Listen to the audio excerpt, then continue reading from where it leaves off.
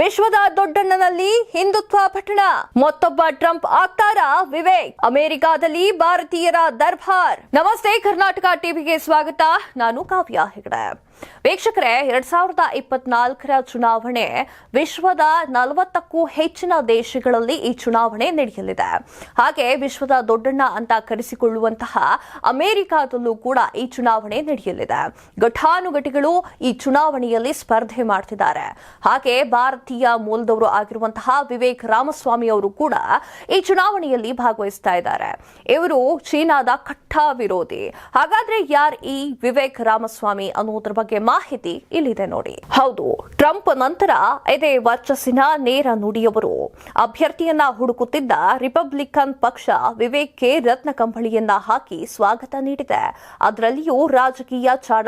After exams, everybody asks us only one question: how much did you score? What is your percentage? They ask us 100 such questions. I always give only one answer. CBC exam scanner books. ಾಗಿರುವ Vivek ಅವರು ನೇರ ನುಡಿಯಲ್ಲಿ punter. ರಾಜಕೀಯ ಎದುರಾಳಿಗಳು ತಮ್ಮನ್ನ ಹೊರಗಿನವರು ಎಂದು ಕರೆಯುವ ಮುನ್ನವೇ ವಿವೇಕ್ ಖುದ್ದಾಗಿ ತಮ್ಮನ್ನ ತಾವು ಹೊರಗಿನವರು ಅಂತ ಕರೆದುಕೊಂಡಿದ್ದಾರೆ ಎಂದು ಆ ಹೊರಗಿನ ವ್ಯಕ್ತಿಯನ್ನ ಅಮೆರಿಕನ್ನರು ವಿವೇಕ್ರಲ್ಲಿ ಕಾಣ್ತಾ ಇದ್ದಾರೆ. ಹೀಗೆ ಹಾನಿ ತಂದೊಡ್ಡಬಲ್ಲ ಅಂಶವನ್ನೇ ತಮ್ಮ ಲಾಭಕ್ಕಾಗಿ ಬಳಸಿಕೊಂಡು ಚಾತುರ್ಯತೆಯನ್ನ ಮೆರೆಯುತ್ತಿದ್ದಾರೆ ಇವರು.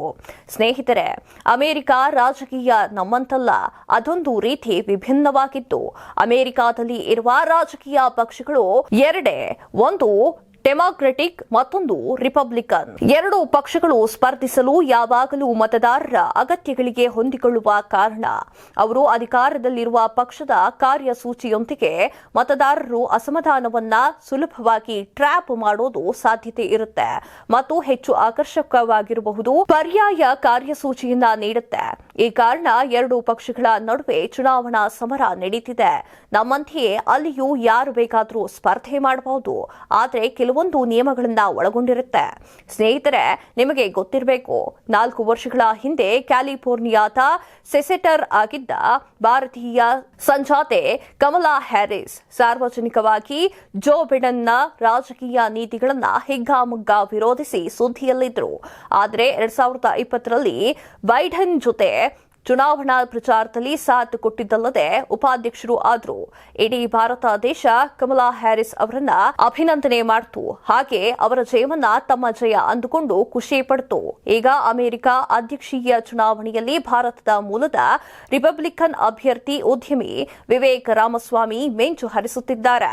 ಇಂಗ್ಲೆಂಡ್ನಲ್ಲಿ ರಿಷಿ ಸುನಾಕ್ ರಂತೆ ಅಮೆರಿಕಾದಲ್ಲಿ ವಿವೇಕ್ರನ್ನ ಕಾಣಲು 100 ಕೋಟಿ ಭಾರತೀಯರು ತವಕಗೊಂಡಿದ್ದಾರೆ.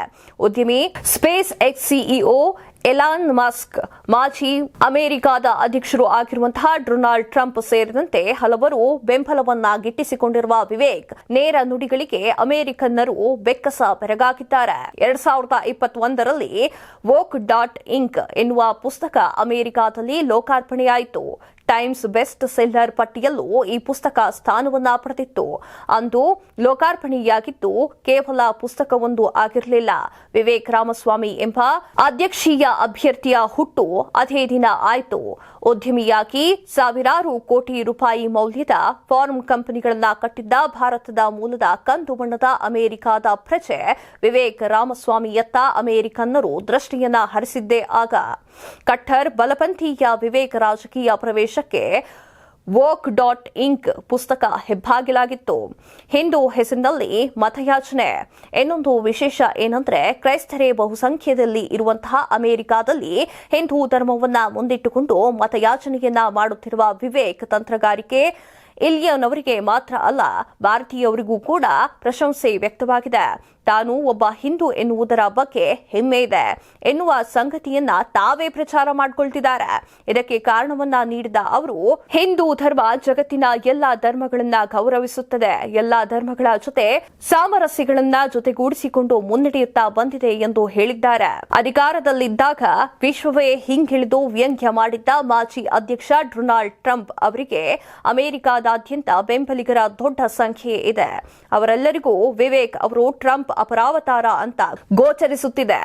ಹಾಗೆ ನೋಡಿದರೆ ನೇರ ದಿಟ್ಟ ಹೇಳಿಕೆಯನ್ನ ನೀಡುವಲ್ಲಿ ಟ್ರಂಪ್ ಅವರನ್ನೇ ಮೀರಿಸುತ್ತಾರೆ ಇವರು. ಇನ್ನೊಂದು ಅರ್ಥದಲ್ಲಿ ಹೇಳುವುದಾದರೆ ಟ್ರಂಪ್ ಅವರು ಸುಧಾರಿತ ಆವೃತ್ತಿ ಈ ಬಗ್ಗೆ ಖುದ್ದು ವಿವೇಕ್ ಅವರೇ ತಾನು 2015ರ ಟ್ರಂಪ್ ತದ್ರೂಪಿ ಎಂದು ಹೇಳಿಕೊಂಡಿದ್ದಾರೆ. ವಿವೇಕ್ ರಾಮಸ್ವಾಮಿ ತಂದೆ ತಾಯಿ ತಮಿಳು ಭಾಷಿಗ ಕೇರಳ ಮೂಲದ ಬ್ರಾಹ್ಮಣ ಸಮುದಾಯಕ್ಕೆ ಸೇರಿದವರು. ಎಂಜಿನಿಯರಿಂಗ್ ಪದವಿಯನ್ನ ಹೊಂದಿದ್ದ ತಂದೆ ವಿ ಗಣಪತಿ ರಾಮಸ್ವಾಮಿ ಮತ್ತು ವೈದ್ಯೆ ತಾಯಿ ಗೀತಾ ರಾಮಸ್ವಾಮಿ 4 ದಶಕಗಳ ಹಿಂದೆಯೇ ಉದ್ಯೋಗವನ್ನ ಅರಸಿ ಅಮೆರಿಕಕ್ಕೆ ಬಂದುಬಿಟ್ಟಿದ್ರು. ಗೀತಾ ಅವರು ವೈದ್ಯಕೀಯ ವ್ಯಾಸಂಗವನ್ನ ಮಾಡಿದ್ದು ಮೈಸೂರು ಮೆಡಿಕಲ್ ಕಾಲೇಜಿನಲ್ಲಿ ಅನ್ನೋದೇ ವಿಶೇಷ. ಇನ್ನು ವಿವೇಕ್ ಹಲವು ಆಶ್ವಾಸನೆಗಳನ್ನ ನೀಡಿದ್ದಾರೆ. ಅವುಗಳಲ್ಲಿ ಮತ ಬದಲಾವಣೆ ಹಕ್ಕಿನ ಕನಿಷ್ಠ ವಯೋಮಿತಿಯನ್ನ 18ರಿಂದ 25ಕ್ಕೆ ಏರಿಸಬೇಕು, 2020ರ ಅಮೆರಿಕ ಅಧ್ಯಕ್ಷೀಯ ಚುನಾವಣೆಯಲ್ಲಿ ಕಾರ್ಪೊರೇಟ್ ಸಂಸ್ಥೆಗಳ ಹಸ್ತಕ್ಷೇಪ ನಿವಾರಣೆ, ಜಾಗತಿಕ ಹವಾಮಾನ ಬದಲಾವಣೆ ಸಿದ್ಧಾಂತಗಳು, ಕಾರ್ಬನ್ ಬಳಕೆಯ ಮಿತಿ, 2001ರ ವರ್ಲ್ಡ್ ಟ್ರೆಂಡ್ ಸೆಂಟರ್ ಮೇಲಿನ ದಾಳಿ, ಒಳಗಿರುವ ಕೃತ್ಯ, ದೇವರು ನಿಜಕ್ಕೂ ಇದ್ದಾನೆ, ಬಡವರ ನಿರ್ಮೂಲನೆಗೆ ಬಂಡವಾಳಶಾಹಿತ್ವವೇ ಪರಿಹಾರ, ಉಕ್ರೇನ್ಗೆ ಅಮೆರಿಕ ನೀಡುತ್ತಿರುವ ಬೆಂಬಲ ಹಿಂಪಡಿಬೇಕು ಎನ್ನುವುದು ಹಲವಾರು ವಿಚಾರಗಳ ಬಗ್ಗೆ ಇವರು ಮಾತನಾಡಿದ್ದಾರೆ. ಇನ್ನೊಂದು ವಿಚಾರ ಏನಂದ್ರೆ ಚೀನಾ ಮೇಲಿನ ಅವಲಂಬನೆಯನ್ನ ಕಡಿಮೆ ಮಾಡಿಕೊಳ್ಳಲು ಭಾರತದೊಂದಿಗೆ ಉತ್ತಮ ಬಾಂಧವ್ಯವನ್ನ ಹೊಂದಬೇಕು ಎಂಬುದು ವಿವೇಕ್ ಅವರ ಅಭಿಪ್ರಾಯ. ಭಾರತದ ಜೊತೆ ಕೇವಲ ರಾಜತಾಂತ್ರಿಕ ಮಟ್ಟದ ಬಾಂಧವ್ಯವಲ್ಲದೆ ಸೇನಾ ಮಟ್ಟದಲ್ಲೂ ಎರಡೂ ದೇಶಗಳು ಒಂದುಗೂಡಿ ಜೊತೆಯಾಗಬೇಕು ಅನ್ನೋದೇ ಇವರ ಅಭಿಪ್ರಾಯ. ಚೀನಾಕ್ಕೆ ಅರಬ್ ರಾಷ್ಟ್ರಗಳಿಂದ ಅತ್ಯಧಿಕ ಪ್ರಮಾಣದ ತೈಲ ಸರಬರಾಜು, ಮಲಕ್ಕಾ ಕೊಲ್ಲಿಯ ಬಗ್ಗೆನೂ ಇವರಿಗೆ ಚೆನ್ನಾಗಿ ಗೊತ್ತು. ಭಾರತೀಯರ ಆತಂಕಕ್ಕೆ ಕಾರಣವಾಗಿರುವ H-1B ವೀಸಾ ನೀತಿ ಕುರಿತು ವಿವೇಕ್ ನಿಲುವು. ಈ ಹಿಂದಿನ ರಿಪಬ್ಲಿಕನ್ ಅಧ್ಯಕ್ಷ ಟ್ರಂಪ್ H-1B ವೀಸಾ ಮೇಲೆ ನಿರ್ಬಂಧವನ್ನ ಹೇರಿದ್ರು. ಈಗ ವಿವೇಕ್ H-1B ವೀಸಾದಲ್ಲಿ ಮಹತ್ತರ ಬದಲಾವಣೆ ತರುವುದಕ್ಕೆ ಮಾತನಾಡಿದ್ದಾರೆ. ಇನ್ನು ಚೀನಾ ವಿರೋಧಿ ವಿವೇಕ್ ಚುನಾವಣಾ ಪ್ರಚಾರವನ್ನ ಶುರು ಮಾಡಿದ್ದೆ ಚೀನಾ ಅಮೆರಿಕ ಅತಿದೊಡ್ಡ ಶತ್ರು ಎಂದು ಹೇಳೋಕೆ ಶುರು ಮಾಡಿದ್ದಾರೆ. ನಾನು ಅಧ್ಯಕ್ಷರ ಪದವಿಗೇರಿದರೆ ಚೀನಾದಲ್ಲಿ ಕಮ್ಯುನಿಸ್ಟ್ ಪಕ್ಷ ಪತನಗೊಳ್ಳುವ ತನಕವೂ ಅಮೆರಿಕ ಕಂಪನಿಗಳು ಅಲ್ಲಿನ ಸಂಸ್ಥೆಗಳ ಜೊತೆ ವ್ಯವಹಾರವನ್ನ ನಡೆಸುವುದನ್ನು ಬಹಿಷ್ಕರಿಸುತ್ತೇನೆ ಎಂದು ವಿವೇಕ್ ಹೇಳಿದ್ದಾರೆ. ಚೀನಾ ವಿರೋಧಿ ಎಂಬುದನ್ನ ಕಾಲಕಾಲಕ್ಕೆ ಪುನರುಚ್ಚರಿಸುತ್ತಿದ್ದಾರೆ. ಈ ಮೂಲಕ ಚೀನಾದ ಕಟ್ಟರ್ ವಿರೋಧಿಯಾಗಿದ್ದ ಟ್ರಂಪ್ ಹಾದಿಯಲ್ಲೇ ವಿವೇಕ್ ಕೂಡ ಸಾಗಿದ್ದಾರೆ. ಎಲೆಕ್ಟ್ರಿಕಲ್ ವಾಹನಗಳ ಮಾರುಕಟ್ಟೆಯಲ್ಲಿ ಪಾರಮ್ಯ ಮೆರೆಯುತ್ತಿರುವ ಚೀನಾ ಆಟೋಮೊಬೈಲ್ ಸಂಸ್ಥೆಗಳಿಗೆ ದೇಶದಲ್ಲಿ ಸಬ್ಸಿಡಿ ನೀಡುವುದನ್ನು ಅವರು ವಿರೋಧಿಸಿದ್ದಾರೆ. ಒಟ್ಟಾರೆಯಾಗಿ ಹೇಳಬೇಕು ಅಂದ್ರೆ ಅಮೆರಿಕ ಚುನಾವಣೆಯಲ್ಲಿ ಮತ್ತೆ ಭಾರತೀಯರೇ ಸದ್ದು ಮಾಡುತ್ತಿರುವುದು ಭಾರತೀಯರಿಗೆ ಖುಷಿ ತರೋ ವಿಚಾರವಾಗಿದೆ.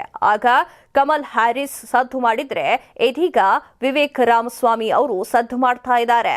ಅವರೇನಾದ್ರೂ ಅಧ್ಯಕ್ಷರಾದ್ರೆ ಭಾರತಕ್ಕೆ ಮತ್ತಷ್ಟು ಆನೆಬಲ ಬಂದಂತಾಗುತ್ತದೆ, ಅದಂತೂ ಪಕ್ಕ. ಇದೆಷ್ಟೋ ಈ ಹೊತ್ತಿನ ಸುದ್ದಿ. ಮತ್ತಷ್ಟು ಸುದ್ದಿಗಳಿಗಾಗಿ ನೋಡ್ತಾ ಇರಿ ಕರ್ನಾಟಕ ಟಿವಿ, ಇದು ಕನ್ನಡಿಗರ ಧ್ವನಿ. ಆಫ್ಟರ್ ಎಕ್ಸಾಮ್ ಪ್ರತಿಯೊಬ್ಬರು ಕೇಳೋ ಪ್ರಶ್ನೆ ಒಂದೇ, ಎಷ್ಟು ಮಾರ್ಕ್ಸ್ ಬಂತು, ಪರ್ಸೆಂಟೇಜ್ ಎಷ್ಟು, ಹೀಗೆಲ್ಲ ನೂರಾರು ಕ್ವಶನ್ಸ್ ಕೇಳ್ತಾರೆ. ಇದಕ್ಕೆಲ್ಲ ನಾನು ಯಾವಾಗಲೂ ಕೊಡೋದು ಒಂದೇ answer, CPC Exam Scanner Books. ಹಾಗಾದ್ರೆ ಎಕ್ಸಾಮ್ ಸ್ಕ್ಯಾನರ್ ಅಂದ್ರೇನು? SSLC ಮತ್ತು PUC ಬೋರ್ಡ್ನವರು ಸ್ಟೂಡೆಂಟ್ಸ್ಗೋಸ್ಕರ ಪ್ರತಿ ಚಾಪ್ಟರ್ನಲ್ಲಿ ಯಾವ ಟಾಪಿಕ್ಗೆ ಎಷ್ಟು ವೆಯ್ಟೇಜ್ ಇದೆ ಅನ್ನೋ ಮಾಹಿತಿ ನೀಡ್ತಾರೆ. ಈ ಮಾಹಿತಿಯನ್ನು ಆಧಾರವಾಗಿಟ್ಕೊಂಡು ಎಕ್ಸಾಮ್ಸ್ಗೆ ಕ್ವೆಶ್ಚನ್ ಪೇಪರ್ ಪ್ರಿಪೇರ್ ಮಾಡೋ ಎಕ್ಸ್ಪರ್ಟ್ಸ್ ಇಂದಾನೆ ಪ್ರತಿಯೊಂದು ಟಾಪಿಕ್ ಕವರ್ ಆಗೋ ಹಾಗೆ 10 model question papers plus 5 practice ಪೇಪರ್ಸ್ನ ರೆಡಿ ಮಾಡಿರ್ತಾರೆ.